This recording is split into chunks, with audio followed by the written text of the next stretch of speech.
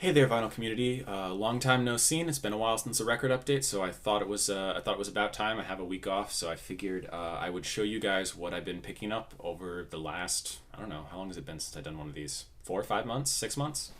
So, getting out of the way, the record that everyone's been talking about for the last couple weeks that is finally here, we have the UHQR Analog Productions Jimi Hendrix Axis Bold as Love. This finally came just a couple days ago. And this is the stereo version. I also did pre-order the mono version, which I have. And, I'm listening to the stereo version right now. I love it. It's everything, you expected. It's a really, really well done reissue. The vinyl is dead quiet. The packaging is really nice. They included the original laminate sleeve, really heavy cardstock tip-on jacket in here, along with a booklet about the album. It's a really nicely done package, and it deserves all the praise it's getting. I've been listening to the stereo copy right now just because on my current setup I don't have a mono cart or a mono button, which would make the mono experience a lot better. So I'm just kind of sitting on the mono one for now. I don't really know what I'm going to do with it. But I figure I'm just going to have patience and wait, and maybe I'll open it up in a little while, or maybe I'll sell it. I don't know. I'm just holding on to it for now, and I'm really enjoying the stereo version. I'm just listening to that. I've listened to this maybe 3 times already, and it's a treat. The other really big audiophile pressing that's been out recently is Bill Evans' Portraits in Jazz. This is a classic jazz album, and funny enough, I learned about this record from watching the anime Kids on the Slope. Strangely enough, but this has the Someday My Prince Will Come, which is probably Bill Evans' most classic tune in my opinion. Yeah, and this is excellent as well. All of these MoFi one-step pressings have been incredible. The last one, the Marvin Gaye What's Going On, was one of the best reissues I think I've ever heard. Moving on to some more reissues, I'm going to do the jazz records now. We have 2 from the new Blue Note Tone Poet series. If anyone doesn't know what that is, Blue Note Records basically hired the people that were mixing and mastering and doing production of Music Matters Blue Note pressings. The Blue Note company, Don West, really enjoyed the Music Matters pressings, and Music Matters has had a rough last couple of years with prices going up and issues with distribution and things like that. So apparently Don West went to the people that were doing this work for Music Matters and said, hey, why don't you do this work for Blue Note? And so Blue Note came out with these Blue Note Tone Poet reissues, which are basically Music Matters level pressings released by Blue Note themselves at a much more affordable price. And they've released a couple so far. The ones I picked up are Wayne Shorter's Etc., a classic Blue Note title, and Sam Rivers' Contours. And these are done pretty much exactly the same way Music Matters did them, with the beautiful session artwork in there, really high quality jackets, and the pressings are done just as well, and they sound incredible. I don't have originals of any of these Blue Note records, but these sound just as good as some Music Matters pressings I have. So I'm really excited to see what they do with that series. I still buy Music Matters pressings. Music Matters just came out with their new vinyl formula, the SRX, which is this kind of black translucent silent vinyl formula that's kind of similar to the JVC super vinyl people were like audiophile labels like MoFi were using in the 80s. They do sound pitch black and very, very quiet.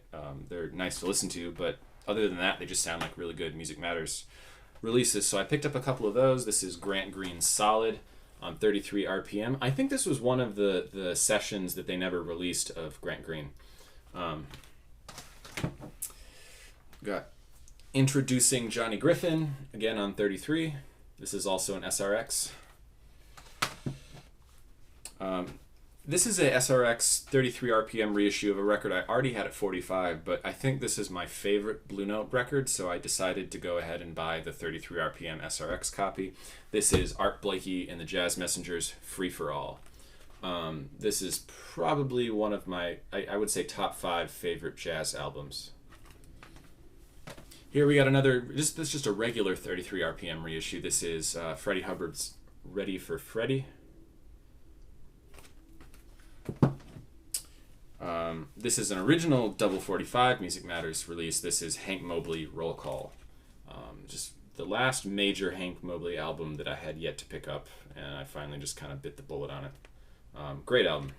It took me a while to get into Hank Mobley. I think he was less accessible for me than some of the other Blue Note artists, but I eventually did come to really appreciate him. And the last jazz album I picked up was the SRX reissue of Joe Henderson's Inner Urge by Music Matters. And I love Joe Henderson's playing. This record is really great because it's just Joe Henderson is the only wind on this record. It's just him in a rhythm section, and it is really grooving. Okay, so moving on to rock now. First thing I'm going to show you is The Runaways' self-titled debut album. This is an original Mercury pressing.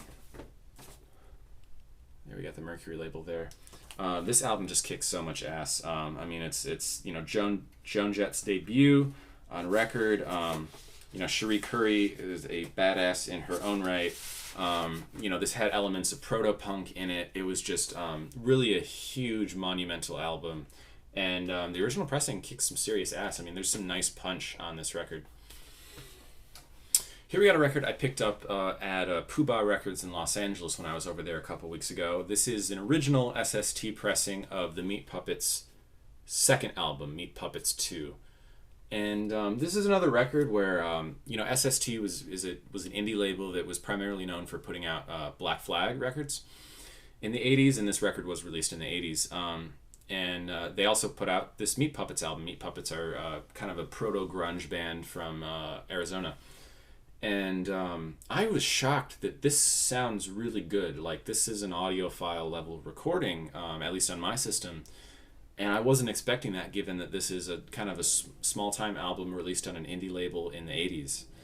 But it sounds really, really good. If you're curious, I mean, this is not horribly expensive to find. Pick this up. There's some shocking like bass quality on this thing.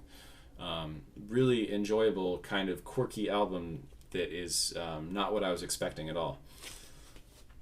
I recently found this, and this was pretty cheap, and it is my first Queen record I've ever owned. It's Queen, A Day at the Races.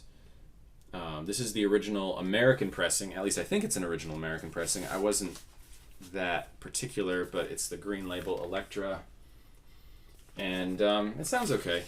I'm not a huge Queen fan. They've just never been my cup of tea.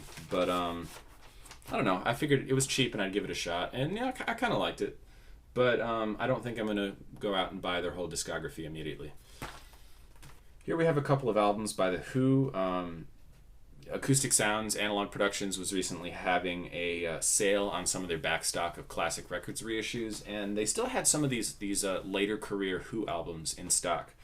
The classic records reissues of the Who's catalog, the ones I have sound really, really good. I have Quadrophenia, and the first couple albums like My Generation and A Quick One. So I picked up the remaining ones that were missing that they still had in stock at an incredible discount. I think I got most of these for like $15. So we have the Who's Who Are You?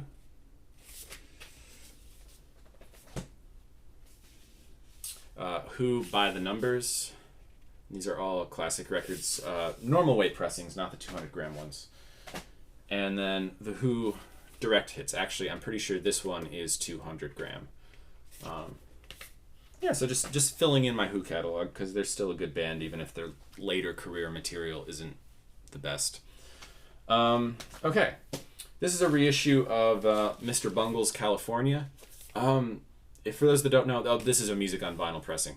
For those that don't know, Mr. Bungle is the side project of Faith No More frontman Mike Patton, who I think is one of the greatest vocalists alive. The things that man can do with his voice are incredible, and this is a really, really cool, eclectic album for people that like Faith No More and all the other weird stuff that Mike Patton does.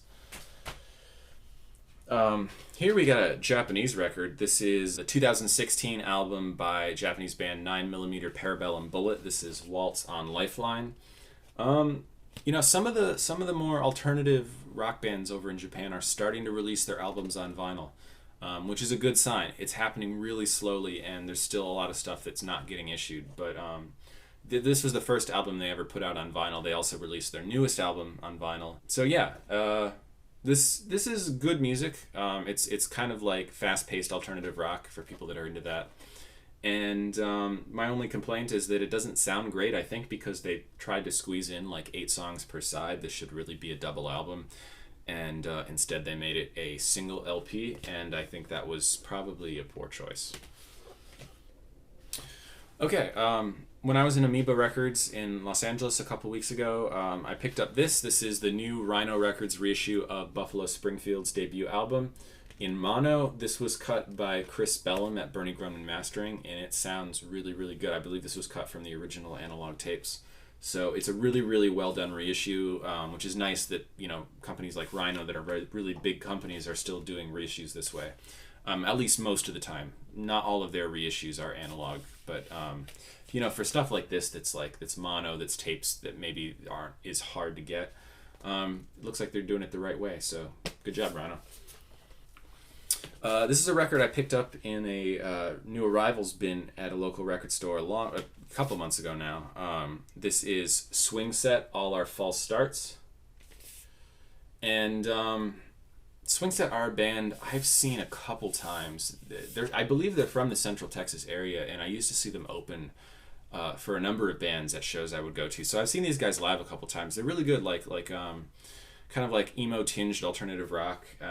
Enjoyable. I don't know if they're still together or not. Maybe I should check on that. And lastly, of the rock records, we have an album that many years ago now, when I was 18 years old, I got to play session oboe on, and this is Trophy Scar's 2011 EP, Never Born, Never Dead.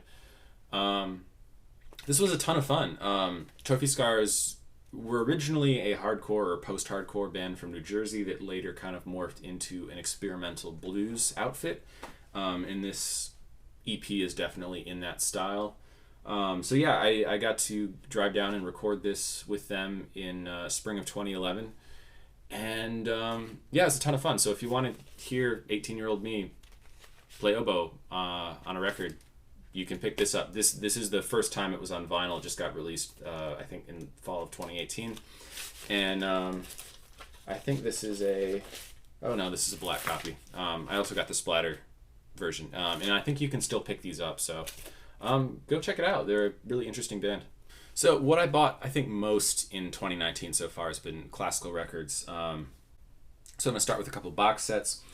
These are 2 box sets that were released by Deutsche Grammophon. Deutsche Grammophon is a famous German classical reissue label with a long history. They normally have been doing reissues of their back catalog, kind of the cheap way, cut from digital, and they'd done a string of those of some of their classic catalog and selling them for like $20. But in the last year or two, they've been taking some like deluxe box sets and actually getting them done correctly, getting them recut by analog mastering engineers in Germany. And so they've been putting out some AAA, kind of deluxe reissues lately, and I have 2 of those box sets here. The first one is Heinrich Schüring playing Johann Sebastian Bach's 6 sonatas and partitas for solo violin.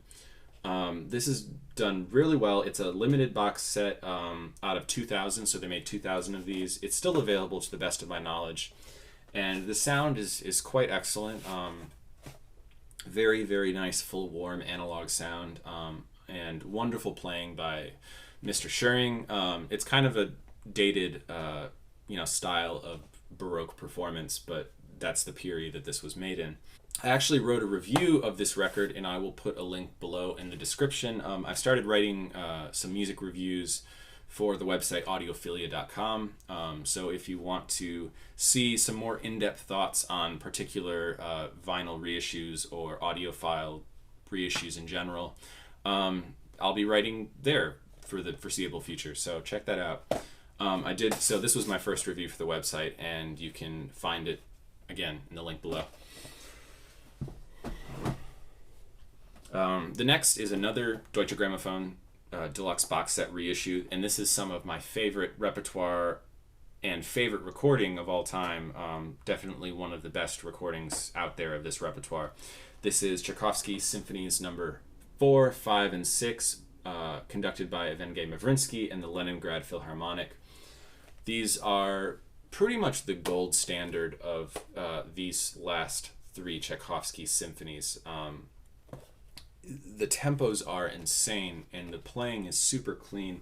When these came out, I think everyone was kind of wondering, whoa, a Russian orchestra can play like this, because that wasn't always the case. That in the 50s and 60s, the trend was American orchestras going on tours of the Soviet Union and kind of wowing the musicians over there, going, oh wow, their playing is so good.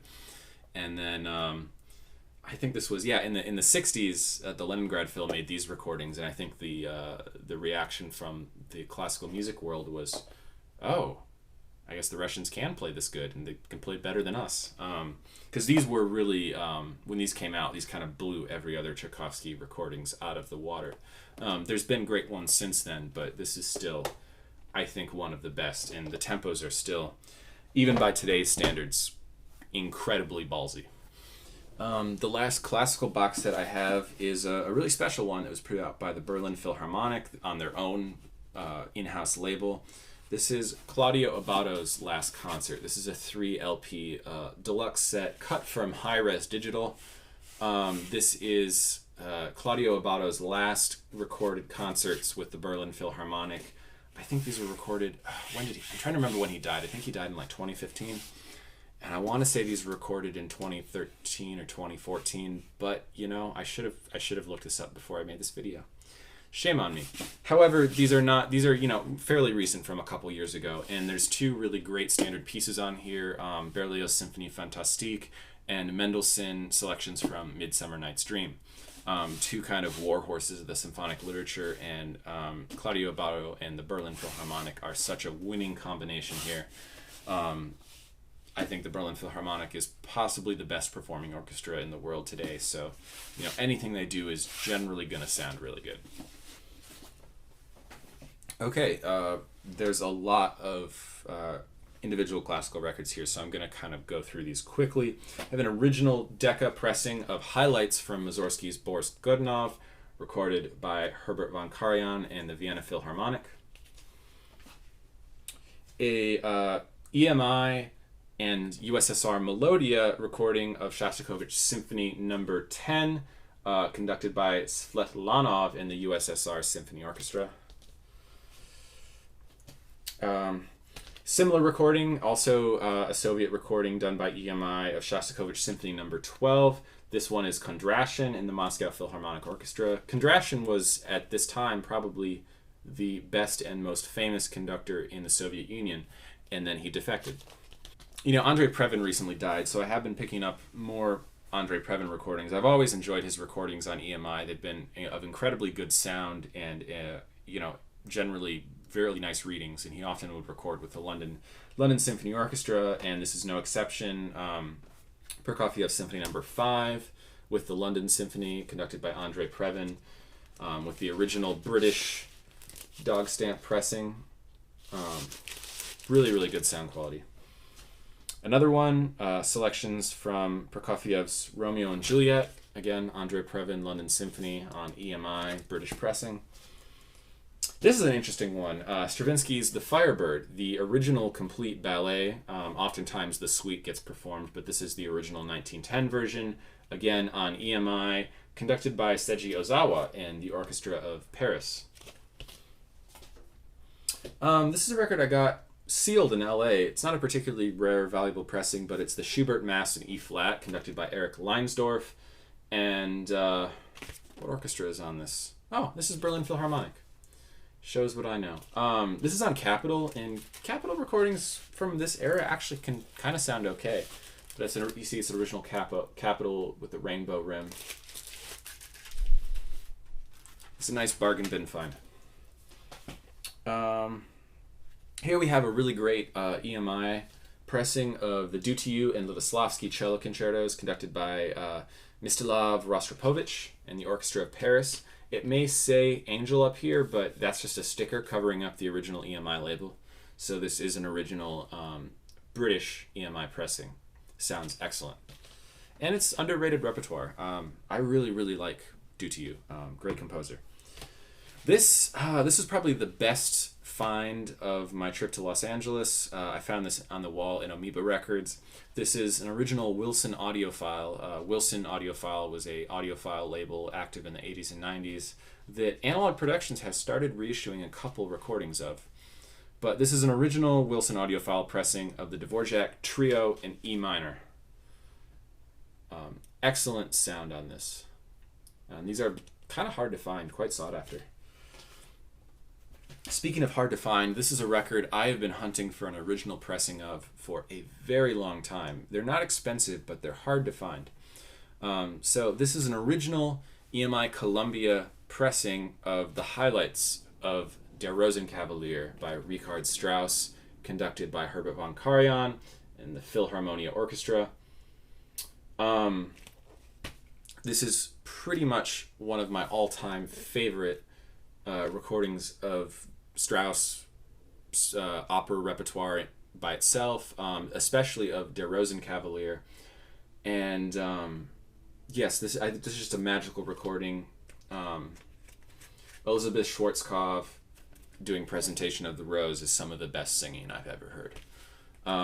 So yes, this is an original silver label EMI pressing, Columbia EMI pressing. Back then they were called Columbia, but not to be confused with the American Columbia.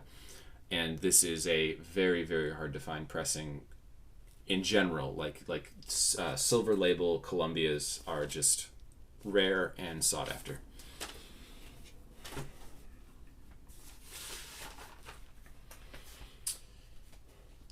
Got an original Decca pressing of Berlioz' Symphonie Fantastique, Chicago Symphony Orchestra with Georg Schulte. And another Previn recording. This is a British pressing of Berlioz overtures, conducted by Andre Previn with the London Symphony. This is another dollar record bin find. This is Brahms' German Requiem, also conducted by Georg Schulte and the Chicago Symphony Orchestra. Also on this is the Brahms Haydn Variations, which is a piece that every oboist is very familiar with because it's one of the hardest second oboe excerpts in the repertoire. I have an original reference recordings, 45 RPM pressing here I picked up used. This is Respighi's Church Windows with the Pacific Symphony Orchestra. Not a huge symphony orchestra in name or reputation, but I thought the playing on this was actually really, really good. Sound is, I'm always I go into these reference recordings with a lot of expectations about how good they're going to sound because people rave about them. And they sound good, don't get me wrong. This is a really nice recording, but I don't think they're as good as the stuff that Analog Productions is doing, or the original RCAs or the original Mercuries. I don't think these sound as good as that. I don't know, maybe it's just me. Let me know what you guys think. This is another kind of special and hard to find audiophile label and pressing. This is the audiophile label Athena Records that were active in the 80s and 90s. This is a recording of Moravec playing piano works of Debussy and Ravel, and this is an all analog recording, which is unusual in 1990 when this was made because that was kind of the height of the digital craze. I have one new Analog Productions reissue of the RCA catalog, and this is music of Rossini's La Boutique Fantastique, conducted by Arthur Fiedler and the Boston Pops Orchestra. Fiedler, I never remember which one it is. It's one of those two. This is an original His Master's Voice pressing, which is EMI, of La Belle Hélène by Jacques Offenbach. It's a opera comique, or a comedy opera. You just see what one of these original HMV EMIs look like. And last but not least, one of the few reference recording pressings that have actually been impressive to me. This is Copland's Fanfare for the Common Man and Third Symphony with the Minnesota Orchestra. This is a current pressing. And yeah, this one actually sounds really good. Some of the other reference recording records that I have, I don't love. This I do, and you know, Copland Third Symphony isn't recorded all that much. It's not, you know, a warhorse of the symphonic repertoire, and so for that reason, I like this recording. And that's all she wrote. That's what I've been buying and collecting over the last 6 months, I think. So yeah, maybe I'll do another video while I have the rest of the week off, and then my summer gets quite busy again. So I guess stay tuned for that. And again, thanks for watching VC. You guys are great. I'll catch you next time.